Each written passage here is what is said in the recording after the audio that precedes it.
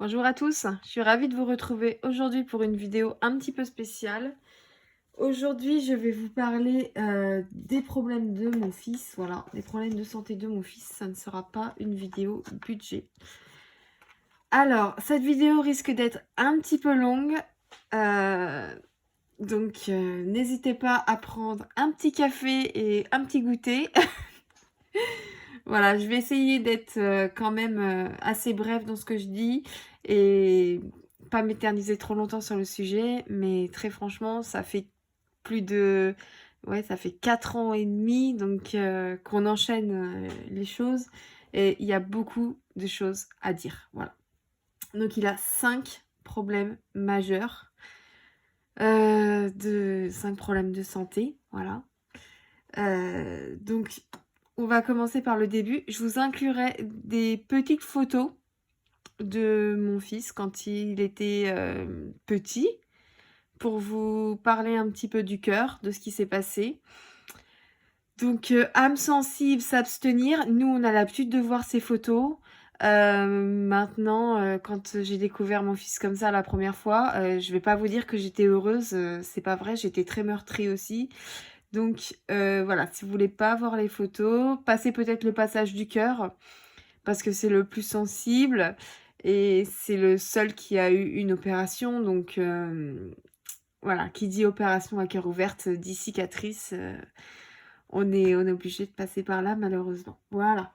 Alors, du coup, premier chapitre, la malformation cardiaque. Donc, il est né avec une malformation cardiaque, avec une communication interventriculaire et une coartation de la horte. Voilà, ça, c'est les termes techniques. Hein.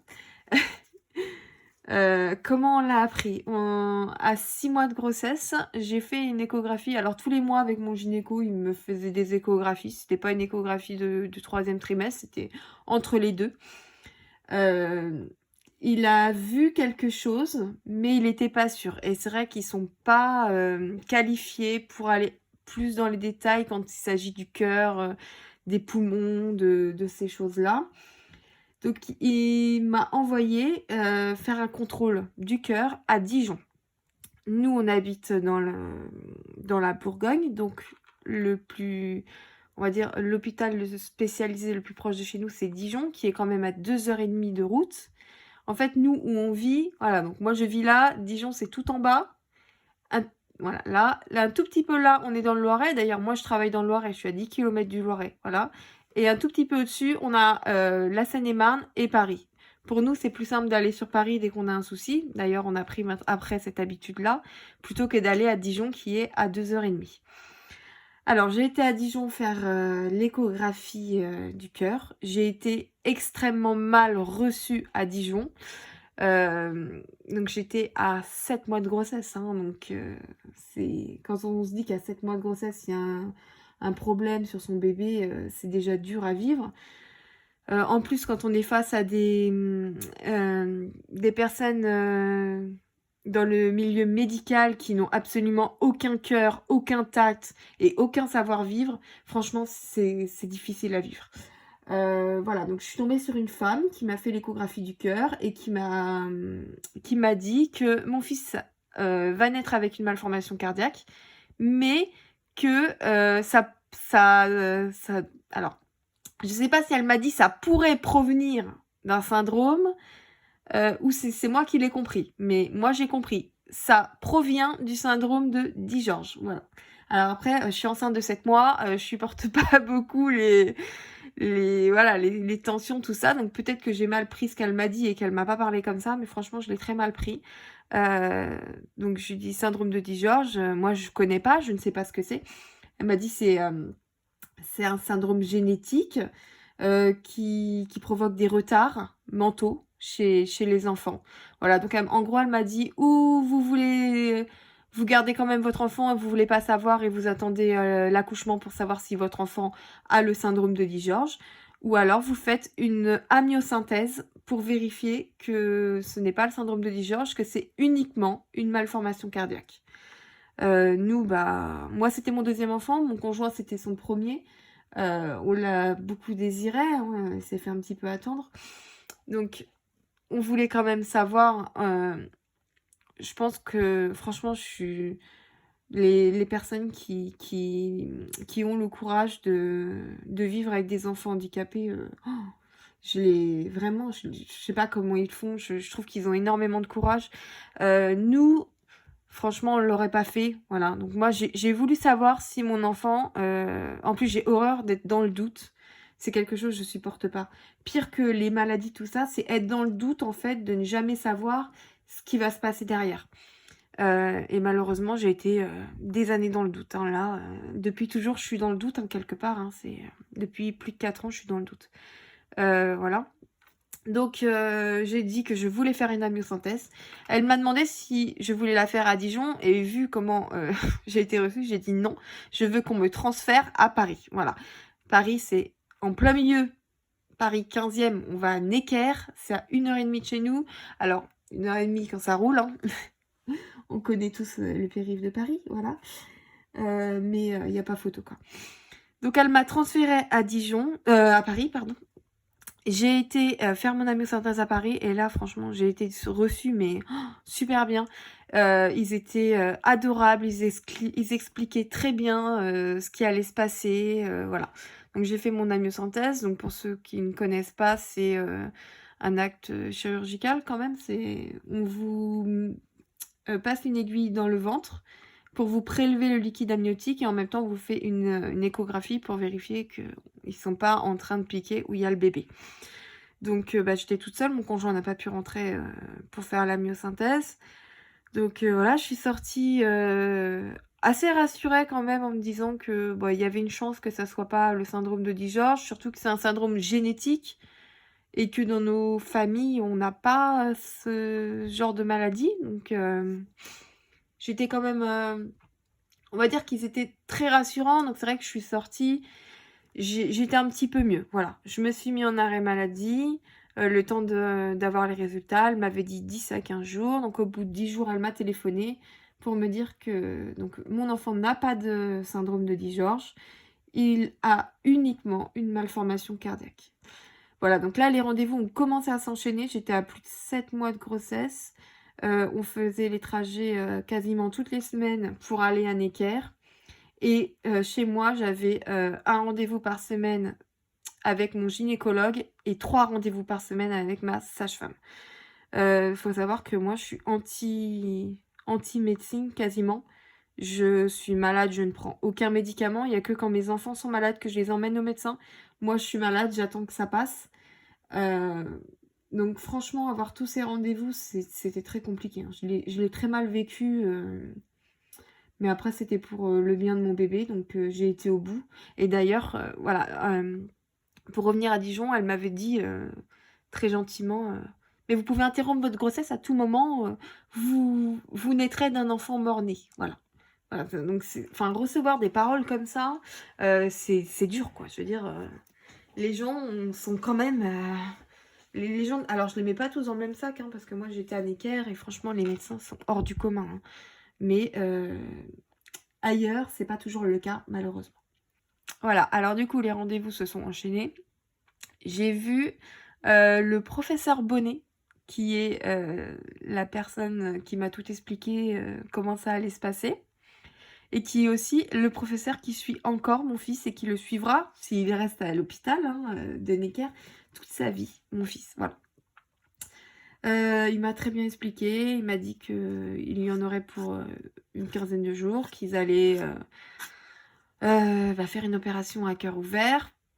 En fait, la horte vers l'épaule, je vous mettrai un petit dessin. En f Nous, on a tous la horte qui part vers l'épaule, sauf que mon fils, elle était en forme de sablier, elle était resserrée à un moment donné. Donc c'était, le principal, problème, on va dire, puisque la communication interventriculaire, c'est-à-dire que les 2 sangs, le sang oxygéné et le sang propre se mélangeaient. Tant qu'il était dans mon ventre, ça craignait rien. Une fois qu'il est sorti, heu, ça pouvait attendre encore un petit peu avant une opération, mais voilà, le plus gros problème, c'était la horte. Le lendemain de sa naissance, il a cohorté, c'est-à-dire que la horte s'est complètement refermée. Et j'aurais accouché dans un établissement classique, mon gynéco n'aurait pas vu que mon fils, souffrait d'une malformation cardiaque. Il a été clairement décédé le lendemain, puisque dans un hôpital classique, ils n'ont pas les produits pour injecter et faire dilater la aorte, qu'elle revienne à une taille raisonnable pour que le sang puisse passer. Donc voilà. Je sais plus où j'en étais. Donc j'ai rencontré le spécialiste qui m'a tout expliqué. Ensuite, donc j'avais des contrôles, très réguliers. Ils ont programmé une date d'accouchement 15 jours avant mon terme pour être sûr que je n'accouche pas chez moi, quoi, puisqu'on a quand même 1 heure et demie de route. Voilà, c'était un déclenchement, donc je suis rentrée à l'hôpital la veille. En plus de tout ça, ils ont évalué que j'avais un petit bébé, donc j'étais surveillée tout le long de ma grossesse pour le poids, parce que c'est vrai que d'avoir eu tout ça, moi, ça m'a mis un coup, je m'alimentais plus. Clairement, mon fils en a pâti, hein, il ne grossissait plus sur la fin. Mon gynéco avait évalué à 2,6 kg à la dernière échographie, mais à l'hôpital de Necker, ils avaient évalué à 1,8 kg. Donc pour moi, c'était pas possible. Pour moi, mon gynéco, il avait forcément raison.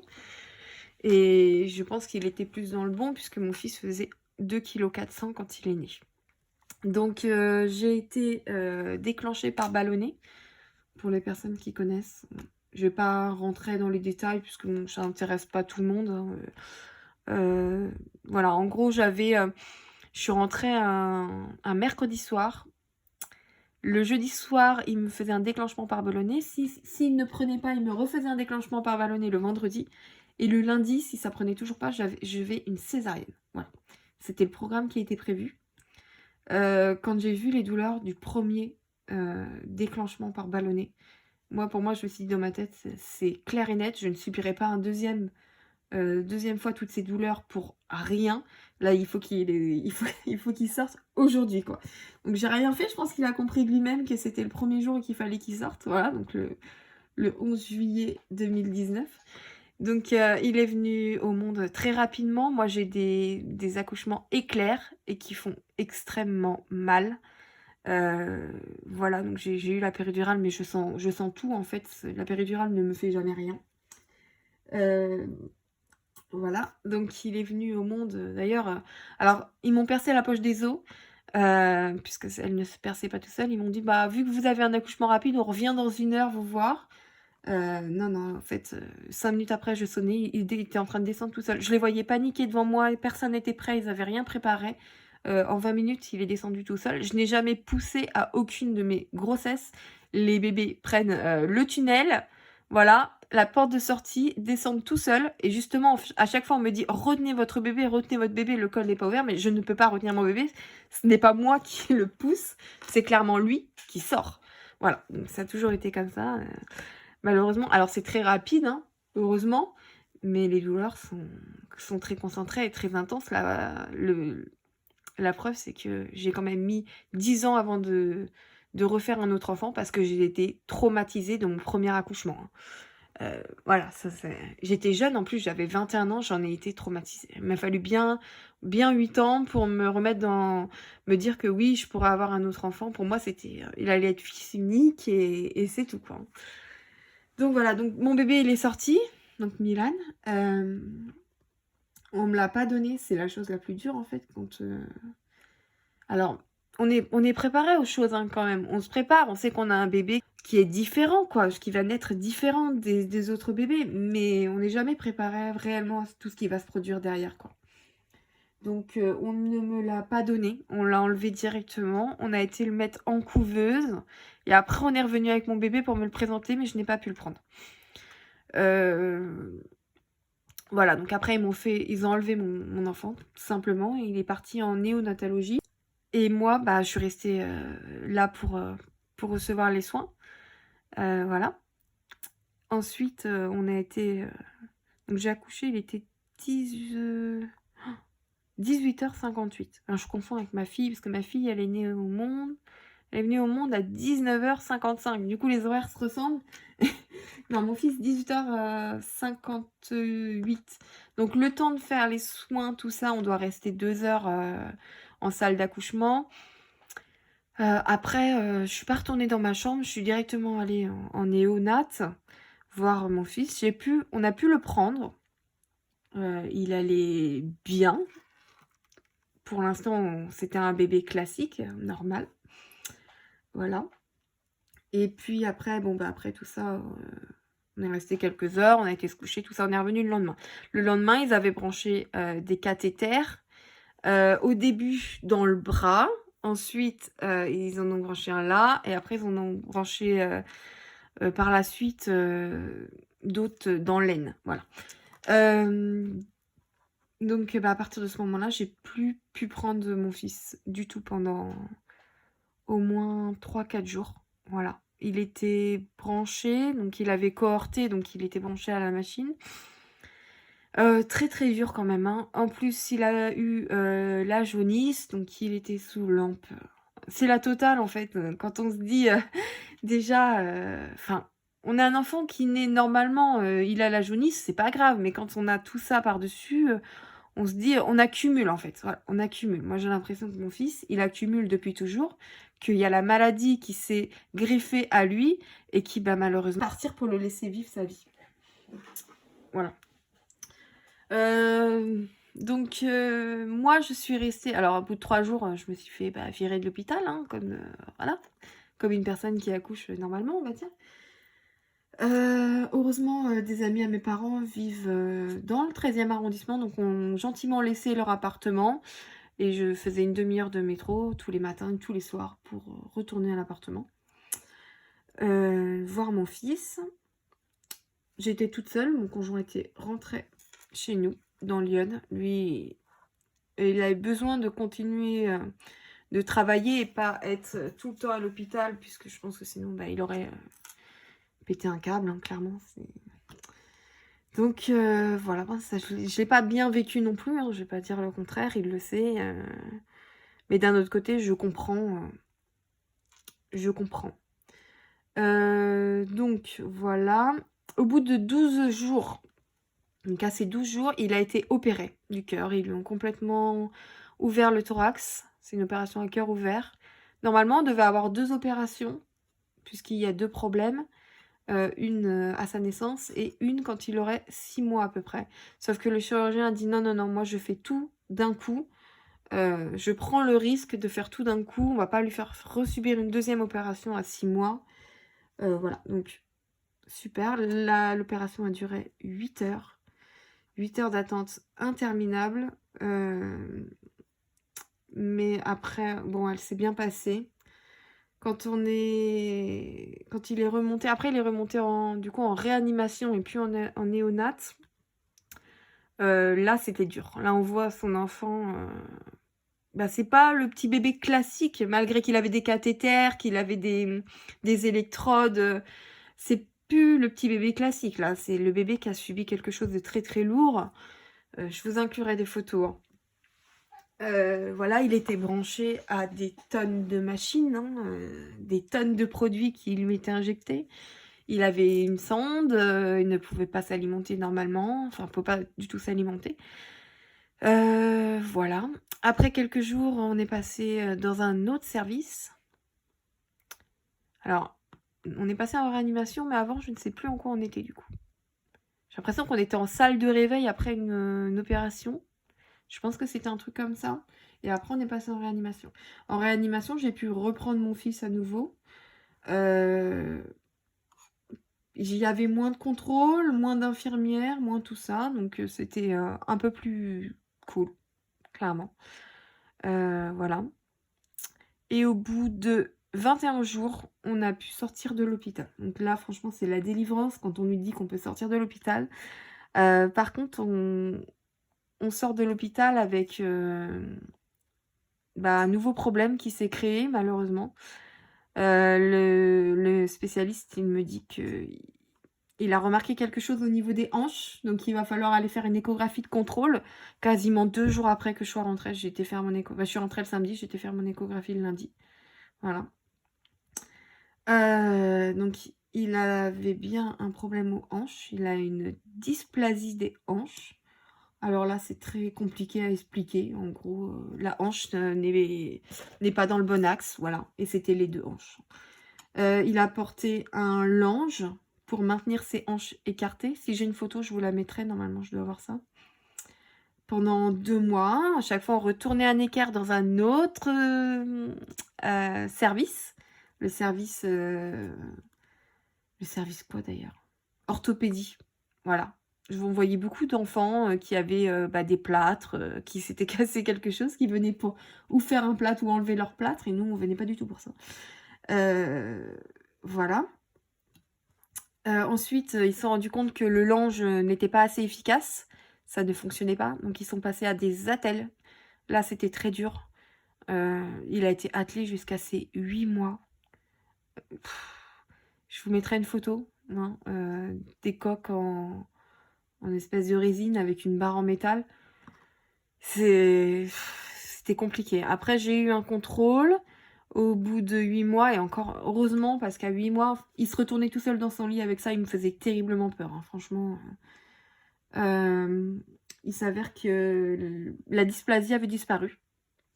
Elle s'était remise avec, grâce aux attelles, voilà, à l'attelle. Donc, tant mieux, on était contents. Normalement, franchement, j'aurais dû faire un contrôle tous les ans. Mais j'arrive pas en fait. Je suis sortie de là-dedans. Alors c'était en plein pendant le Covid, hein. Il est né en 2019. 8 mois, il avait 8 mois quand on a fait enlever les attelles.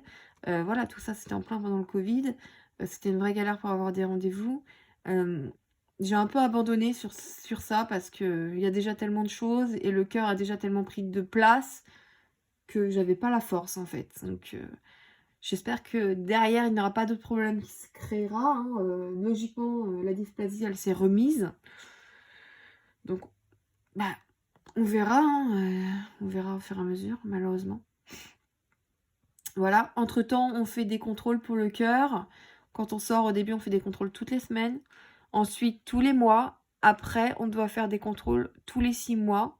Sauf que là, petite particularité du cœur, on est à 4 mois, contrôle tous les 4 mois. On n'est jamais passé à un contrôle tous les 6 mois. Parce qu'en fait, il a trouvé un autre souci. Voilà.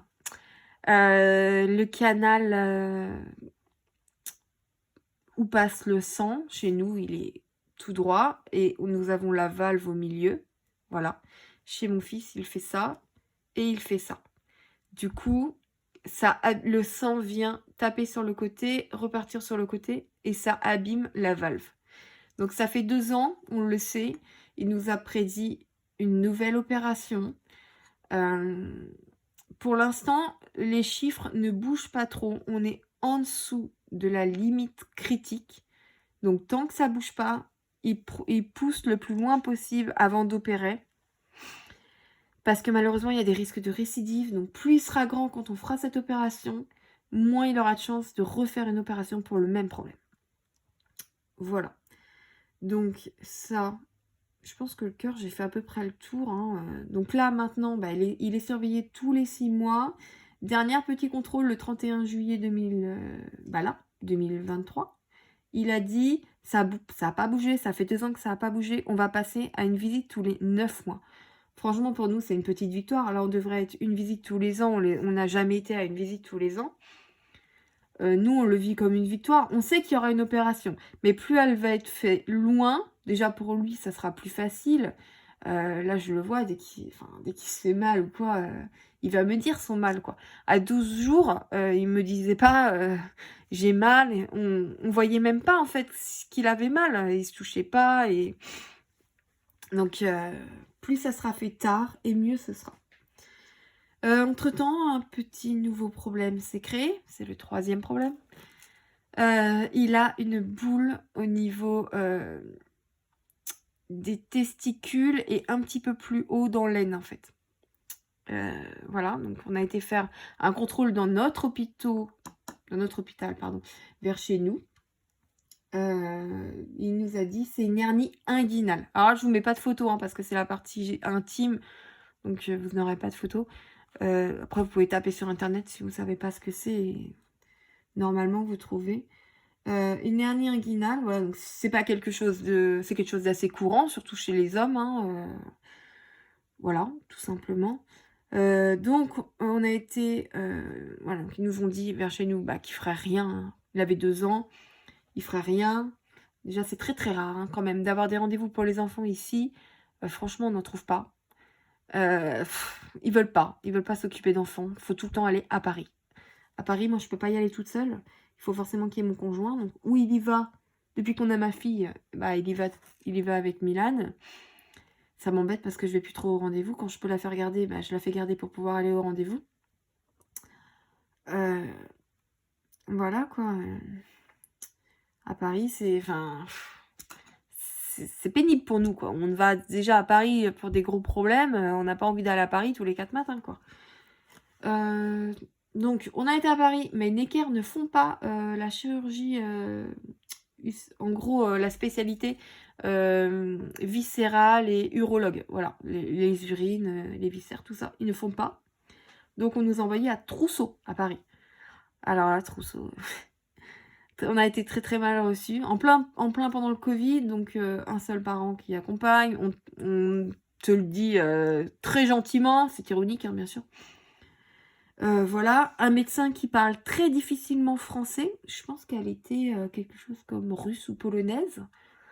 Mais je comprenais pas ce qu'elle me disait, quoi. Clairement, elle parlait en plus très mal, quoi. Très sur un mauvais ton et très difficile à comprendre. Alors, de ce que j'ai compris, moi, parce qu'on n'a jamais reçu de rapport, on s'est battu pendant 1 an pour avoir le rapport de la visite. On ne l'a jamais eu. Donc, à un moment donné, bah, quand c'est comme ça, on lâche l'affaire. Je veux dire, on va pas se battre contre des moulins à vent. Je vois pas à quoi ça sert, quoi. Elle m'a dit, c'est pas une hernie, c'est un épanchement. Donc, ça peut se refermer tout seul jusqu'à ses 4 ans. Donc, je vous le donne en mille, hein, il a plus de 4 ans, voilà, il a toujours le même problème. Donc là, j'ai trouvé un rendez-vous avec un spécialiste viscéral, voilà, vers chez nous. Normalement, il fait les adultes, hein, j'ai un peu peur d'y aller, qu'ils me disent, non mais attendez, je fais pas d'enfants. Voilà, c'est un petit peu ma hantise, j'ai pris un rendez-vous sur Doctolib en plus. Je sais pas trop comment ça va se passer. J'espère qu'il va pouvoir m'orienter, me dire ce qu'il faut faire, s'il faut opérer pour lui enlever ça, parce qu'en attendant, il se sent pas faire pipi en fait. Donc il y a souvent des accidents, et je pense que pour moi ça a un rapport. J'en suis sûre que ça a un rapport. Donc voilà, donc ça, bah, on verra. Ensuite, on a un nouveau 4e problème qui s'est rajouté. Là, c'est des problèmes plus petits, hein, plus petits. Mais vous allez voir que ce problème-là, il est accroche, hein. Il est dur, hein, et il me fait vivre au quotidien des choses pas faciles. Il est allergique. Alors, au chien. Donc, le chien lui provoque des plaques rouges sur le visage, sur les mains, sur les parties que le chien va toucher. Mais pas de problème respiratoire, pas tout ça. Donc, c'est une petite allergie. Mais il a aussi une autre allergie. Il est allergique à l'arachide. Alors, cette allergie, on s'en est rendu compte. Tout simplement, il avait 2 ans à peu près. Non, je pense que ça fait bien 2 ans qu'on le sait. On est invité chez mes parents, donc gâteau apéritif, un petit curly, voilà, il a pris un curly. Et là, on l'a vu tout de suite changer. La bouche est devenue toute rouge, la gorge s'est resserrée, il n'arrivait plus à parler. Donc tout de suite, je me suis inquiétée. Mon conjoint, lui, est allergique à plein de trucs, mais rien à voir avec des allergies alimentaires. Lui, c'est plutôt, alors les chats, mais il s'est fait désensibiliser. L'herbe, le pollen, tous ces trucs-là, quoi. Donc, en fait, par réflexe, son corps, il a vomi le curry. Et là, pareil, on a revu tout changer, en fait. Il est devenu à nouveau bah, normal, quoi. Plus de rougeur, plus de gorge serrée, il arrivait à parler. Donc, tout de suite, on a compris qu'il y avait une allergie à quelque chose. On hésitait entre l'arachide ou les fruits à coque. Alors, souvent, les gens mettent ça, et je le faisais avant, dans le même panier, quoi, au final, dans la même allergie. Alors que mon allergologue m'a bien spécifié que c'est 2 choses totalement différentes. Donc pendant plus d'1 an, moi je lui ai pas donné ni de noisettes, ni d'amandes, ni de cacahuètes, pas de gâteau apéro, parce qu'on ne savait pas trop ce que c'était. Et voilà, ça se passait très bien, on n'a pas eu de soucis, donc je voyais pas pourquoi est-ce que je le ferais tester, en fait, pourquoi est-ce que je le ferais avoir d'autres rendez-vous médicaux que tous ceux qu'il a déjà pour quelque chose bah, qu'il n'avait pas, que ça ne lui posait pas de problème au quotidien. Puis bah voilà l'entrée à l'école. Voilà, le gros de mon problème. On vit dans un village, hein, clairement, il y a 50 élèves à l'école, de la petite section au CM2. Donc il y a une cantinière, il n'y a pas beaucoup d'enfants. Ils ont clairement pas envie de se faire chier. Désolée pour l'expression, mais c'est clairement ce que je ressens avec des enfants différents. Voilà. La malformation cardiaque, à l'école, elle n'a jamais posé de problème. Hein. Mis à part au début, la maîtresse, elle avait un petit peu peur. Elle me demandait est-ce qu'il peut faire du sport, tout ça. Je dis c'est un enfant comme les autres. Il s'est fait opérer, il peut faire tout ce qu'il veut. S'il vous faut un papier de son chirurgien, je vous fais un papier de son chirurgien. Voilà quoi, c'est quelque chose normal. Lui, maintenant, il le vit normalement quoi. Malgré qu'il attend toujours sa deuxième opération. Voilà, mais l'allergie, donc, il peut pas manger à la cantine. Puisque, en fait, nous, on connaît la cantinière. Donc, elle sait qu'il a une allergie. Bon, on savait pas c'était quoi, mais elle savait qu'il a une allergie. Elle m'a demandé d'aller le faire tester, de faire un PAI. Donc, j'ai eu rendez-vous avec un allergologue. Il m'a fallu 3 mois pour avoir un rendez-vous avec cet allergologue. Donc, qui a fait tester Milan et qui a dit qu'il était bien allergique à l'arachide et pas aux fruits à coque. On a dû faire une prise de sang pour confirmer les types d'arachide, puisqu'il y a plein de types d'arachide. Donc voilà, donc lui, il est allergique à les produits de base, donc l'huile d'arachide, les traces d'arachide, et surtout la cacahuète, voilà, pure et dure. Les gâteaux apéro, ils sont bannis chez nous, il n'y a pas de gâteaux apéro. D'ailleurs, chez tous les gens chez qui on va, ils le savent qu'il est allergique à l'arachide. J'ai pas besoin de demander il y a quoi sur la table. Ils savent que pour pas causer de jalousie parce qu'il peut pas manger ça ou quoi, il n'y a pas. Et puis Milan, il a pris l'habitude. Est-ce que je peux manger ça? Et puis bah, les gens lui disent, bah oui Milan, tu peux manger ça. Voilà. Donc il le fait tester, donc il est bien allergique. Je fais la prise de sang. Il me dit de reprendre rendez-vous, donc 3 mois plus tard. Donc ça, c'était l'année dernière. Hein. C'était sur l'année scolaire 2022-2023.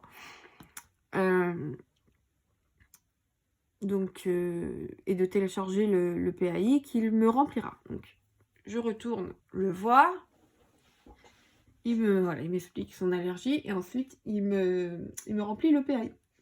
Il met sur le PAI qu'il peut manger à la cantine et que la cantinière doit faire attention à ce qu'elle met à manger. Par contre, pas de goûter, puisque souvent dans les gâteaux aussi, il y a de l'huile d'arachide, des traces d'arachide. Voilà. Donc, moi, j'arrive avec mes documents, toute contente. Je me dis, il va pouvoir manger à la cantine.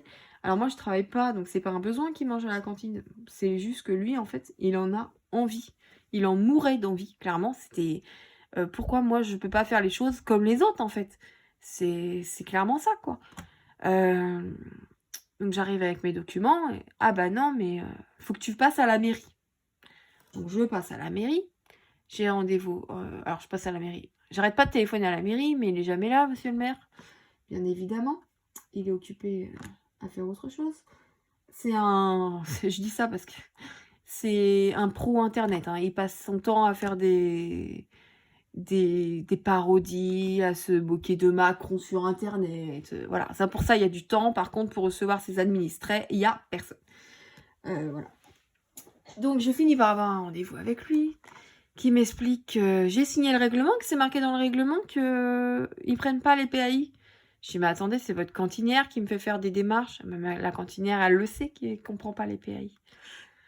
Donc ça, je l'ai très mal vécu. Franchement, je dois dire que ça, moi, je me compliquerais pas la vie avec des rendez-vous, à lui coller des rendez-vous en plus que tous ceux qu'il a déjà, si c'était pour aboutir à rien, quoi. Voilà. Il me dit, bah écoutez, on va trouver un accord l'année prochaine. Bon, cette année, c'est mort puisque j'ai un PAI qui est fait pour 2022-2023. Mais l'année prochaine, vous refaites pas le PAI et on le prend en connaissance de cause de son allergie. Mais comme ça, s'il y a un souci, bah je peux pas me retourner contre eux. Si jamais il donne le mauvais truc à manger à mon fils, voilà, il a pris la situation extrême, hein, clairement extrême. Hein. Il a dit, si votre enfant meurt, vous allez vous retourner contre nous, ça paraît normal. Donc là, si mon enfant meurt, j'ai touché du bois, parce que pour moi, enfin, on peut pas aller aussi loin avec cette allergie, mais on sait pas. Je pourrais pas me retourner contre eux. Après, je lui ai expliqué que franchement, s'il y avait des risques dans l'alimentation courante que l'on mange, en sachant que moi, je n'ai jamais surveillé ni le beurre. Alors, l'huile, oui, j'ai déjà surveillé l'huile, mais j'ai jamais regardé la composition des aliments. Jamais, hein. Et j'ai pas eu de soucis, à part cette histoire de curly. Voilà, je lui ai dit que s'il y avait la moindre chance qu'il arrive quelque chose à mon enfant, mais bien sûr que non, je le mettrai pas à la cantine, en fait. Je vais pas prendre le risque qu'il lui arrive quelque chose. Si je le mets à la cantine, c'est que, enfin, il y a très peu de chances qu'il y arrive quelque chose. Au pire, ils ont le remède magique. Je leur ai donné un stylo. Euh, c'est quelque chose qu'on injecte dans la jambe et tout de suite l'allergie disparaît. Je lui ai dit, vous voulez pas donner, personne veut piquer mon enfant, vous m'appelez, moi j'arrive, je suis là dans les 10 minutes, que je sois à mon travail ou que je sois chez moi, je suis là dans les 10 minutes, mon portable je l'ai toujours sur moi en sonnerie au cas où il y a un souci et je lui injecte moi-même. Voilà, c'est très très long l'allergie, elle s'est faite quand on a vu avec le gâteau apéro, ça a pris plus d'une trentaine, même 45 minutes avant qu'il le recrache et avant que voilà, que sa gorge se resserre. Donc, bon, voilà, donc là, en ce moment, il peut manger à la cantine. C'est la petite victoire de cette année. Il est super content. La cantinière, elle a un petit peu fait la gueule. Ça lui fait faire du travail en plus, hein, surveiller, surveiller qu'il n'y ait pas d'arachide dans ses produits. Donc, je trouve c'est quand même pas compliqué, quoi. Surtout qu'il y mange. Pour l'instant, je le mets 1 semaine sur 2. Donc, il va y manger 4 jours, 8 jours par mois. C'est pas non plus fantastique, hein. Quand j'aurai repris le travail, il y mangera tous les jours. Donc voilà. Là, par exemple, j'ai voulu l'inscrire au centre de loisirs pour les vacances. Bah, là, son allergie pose problème. Il faut obligatoirement un PAI. Je lui ai expliqué que le maire de mon village ne veut pas prendre mon enfant avec un PAI, donc pour qu'il puisse manger à la cantine, eh ben, pas de PAI, quoi. Donc, bah, clairement, c'est pas possible. Je lui ai dit, bah écoutez, alors, mon allergologue, il m'a dit, c'est une allergie qui est amenée à disparaître. Et c'est marrant parce que je regarde sur Internet, mais c'est pas trop ce qu'ils disent, hein. Il n'y a que 20% des cas qui disparaissent en grandissant chez les enfants. Donc, j'ai un petit peu peur. Franchement, j'aimerais que cette allergie, elle disparaisse rien que pour lui. Parce que il peut rien faire. Il ne peut rien faire. Donc je fais quoi? Je mens au centre de loisirs, je mets mon enfant et s'il y a le moindre souci, non, je veux pas ça. Donc j'ai dit, bah tant pis, pas de centre de loisirs. Mais quand je vais avoir repris de travail, après ça va être plus compliqué hein, pour moi. Je leur ferai tester avant pour voir si son allergie elle est toujours là. Mais bon, c'est très pénible quoi. Il reste la 5e partie. Elle va être très courte, vous inquiétez pas. On va parler de quelque chose qui me fait très très peur pour ma fille, qui m'inquiète énormément, mais que bon, on n'a pas le choix, on doit faire avec. En fait, mon fils, vers 2 ans, il a commencé à avoir les dents tachées, comme du tartre sur les dents. Depuis qu'il a 1 an, on lui lave les dents 2 fois par jour. Quand j'ai vu ça, j'ai même collé, vu que je le récupérais le midi, j'ai même collé 3 brossages. Un brossage en plus le midi. Malheureusement, en fait, ça partait pas. Donc, j'ai pris rendez-vous avec un dentiste classique, un dentiste d'adulte, qui m'a dit « Oh, mais c'est rien, ça, on s'en fout, c'est des dents de lait. » Bah, peut-être que vous vous en moquez, mais enfin, moi, je m'en moque pas. Moi, j'ai besoin de savoir si ça provient de quelque chose qu'on fait mal, de son alimentation, du dentifrice ou d'autres choses. Voilà, moi, j'avais besoin de savoir. Mais non, non, c'est rien. Bon, quelques mois pas, je me dis, bon, bah, c'est rien, quoi. Mais le noir gagne toutes les dents. En moins de 6 mois, voilà, les taches noires ont gagné toutes ses dents. Donc franchement, c'est dur pour moi de vivre ça parce que tout de suite, quand on voit un enfant comme ça, on se dit c'est la négligence des parents. Voilà, il lui lave pas les dents, il a les dents pleines de tartre. Alors ça me fait extrêmement mal au cœur. Et surtout que ma fille, là, elle a ses dents du bas qui commencent à être tachées. Donc je me dis c'est la même chose, c'est sûr quoi. Et Alors un enfant, qui a ça, c'est déjà dur, mais les 2 enfants, franchement, c'est des moments, de maman qui sont pas faciles à vivre, quoi. C'est dur, quoi, voilà. Donc entre-temps, à l'école, en fait, il a un petit accident, il y a une fille qui lui donne un coup de pied dans la bouche et lui casse sa dent de devant. Je le récupère, en sang et en sanglots, à l'école, voilà. 2-3 mois après, bah, je trouve il y a quelque chose qui apparaît au-dessus de sa dent, donc sur sa gencive, un abcès, voilà. Donc je prends rendez-vous avec un pododontiste, si je me trompe pas, c'est ça, c'est comme ça qu'on dit, donc un dentiste spécialisé pour les enfants, à Fontainebleau, donc Fontainebleau, 1 heure et quart de chez moi, voilà. Je me dis: «Là, au moins, j'aurai un vrai avis», donc je vais chez elle. Elle m'explique qu'en fait, c'est pas grand-chose, c'est pas grave en soi. C'est une bactérie, voilà. C'est une bactérie qu'il a dans la bouche, qui lui tache toutes ses dents et moi, je lui dis: «Oui, mais quand ses dents définitives vont pousser, la bactérie, elle va partir». Enfin, moi, c'est ma hantise, quoi. Je veux dire, que ça pousse sur les dents définitives, quoi, et elle me dit: «Pas forcément». Alors là, franchement, je crois que j'aurais pu m'effondrer dans son cabinet à ce moment-là. Elle me dit: «Pas forcément, ça peut durer jusqu'à la puberté». Elle me dit: «Mais vous inquiétez pas, on peut détartrer». Alors quand je vois qu'en 6 mois, en fait, ça a gagné toutes ses dents, je me dis: «Je vais pas pouvoir lui faire un détartrage, tous les 2 mois, quoi, pour qu'il ait jamais de taches noires sur les dents. C'est pas possible. Je vais faire un détartrage 1 fois par an, mais» donc franchement, ça, je le vis mal au quotidien, à tel point que Mélane, je lui ai dit: «Ne souris pas, montre pas tes dents». C'est vrai que, enfin, même moi, j'ai honte. J'ai honte de ses dents, mais enfin, il y est pour rien, le pauvre. Moi, je lui ai dit, je fais: «Est-ce que ça vient du dentifrice, de l'alimentation?» «Non, ça vient de rien, c'est de la faute encore à pas de chance. C'est une bactérie dans la bouche, voilà, qui va rester dans sa bouche, qui va pouvoir partir, peut-être que demain elle va partir, ou peut-être que, bah, elle va rester jusqu'à 14 ans». Voilà. Donc ça, c'est quelque chose, c'est pas facile à vivre, hein.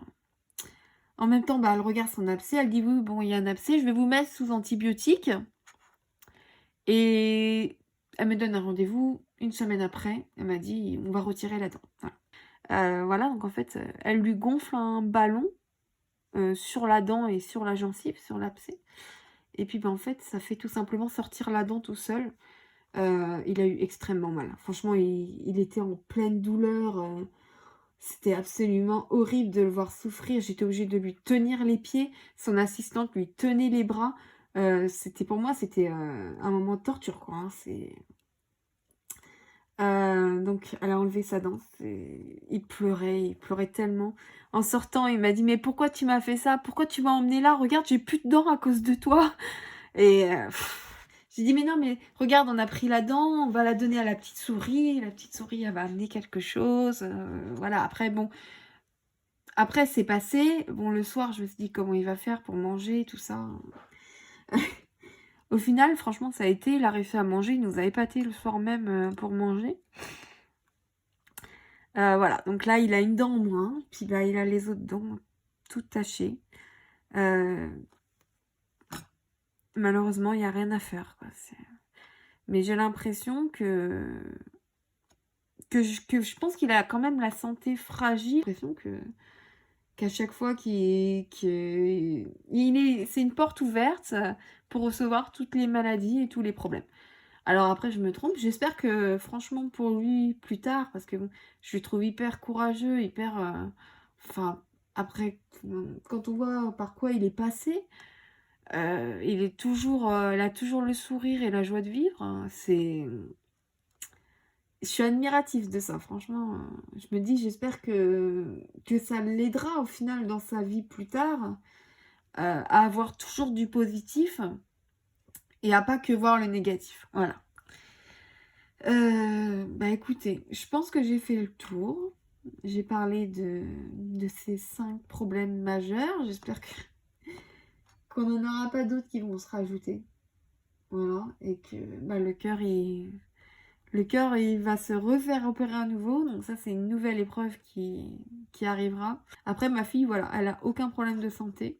Quand j'étais enceinte, il m'a demandé, le professeur Bonnet, si je voulais faire une échographie de contrôle pour voir s'il y avait un souci avec le cœur, puisqu'elle avait des risques.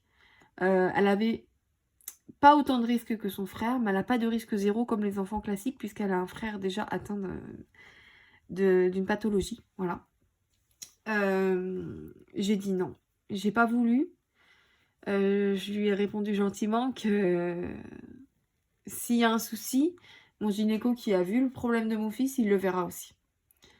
Donc voilà, il y a eu aucun souci pour ma fille, rien du tout, à part cette histoire de dents tachées qui commence à être...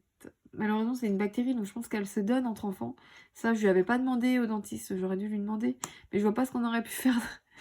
Je vois pas, quoi. Je veux dire, on va pas les empêcher de se faire des bisous pour pas qu'ils attrapent une bactérie, quoi. Donc voilà, c'est comme ça. Bah écoutez, je vais vous laisser là. J'espère qu'elle vous aidera à comprendre un petit peu plus notre famille. Euh, voilà, à nous comprendre un petit peu plus. Et si vous avez, vous aussi, des choses qui ressemblent aux miennes ou pas spécialement, hein, je vous remercie pour vos retours sur ma vidéo d'avant, d'ailleurs. Ça me fait plaisir de voir que bah, vous prenez le temps d'écrire un petit commentaire parce que vos enfants, ils ont un petit souci, quelque chose qui ressemble un petit peu au mien aussi. Voilà, donc n'hésitez pas aussi à commenter cette vidéo. Ça me fera très plaisir. Et moi, je vous dis à très vite dans une prochaine vidéo.